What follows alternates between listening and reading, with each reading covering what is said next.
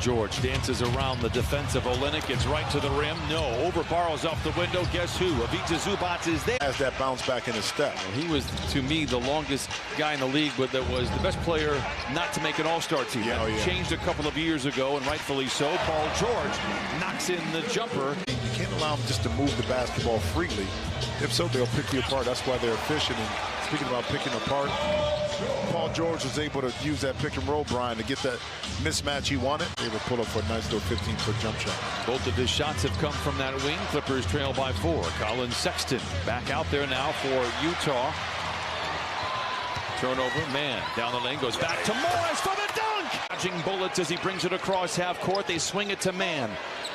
Hesitation, and now the Clippers work it back out on the perimeter. You see Batum out there. George for the 3. It's good.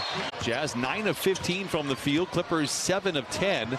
Clippers 3 turnovers, but 8 points for Utah. And Paul George is on one of those scoring benders. He has 10. That last defensive possession, Collin Sexton sloppy kind of over the top of the screen. Didn't really get back on Paul George. Quick timeout. He wants better defensive focus. Paul George right now unstoppable. Clarkson late. Crowd sinks back into their seats, but the Clippers putting on a show here in this first quarter. Sexton on the wing for 3. Paul George reels it. That's why that decision has to be made quickly, and John Wall put it right on time and on target.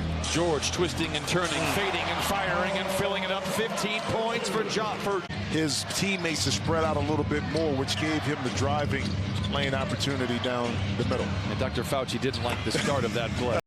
George tailgated for a moment by Markkanen. Now by Conley on the switch. Down the lane. Awkward shot. Awkward for whom? 19 first-half points for Paul George.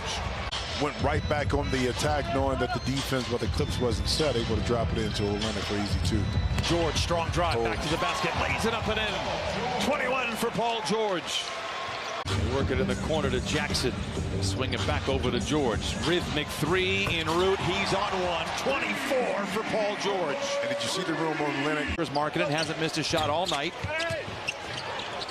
Clippers try to battle for the loose ball. They get it. George is running ahead of the pack, and thunders it in with the right hand. Hold on, we love that play, but when you said that, why you look at me? I'm not sure if that was indecision by Conley, something you don't often see, or the Clippers just closed it defensively as Reggie Jackson reigns in the 3. His first bucket cuts the lead down to 2.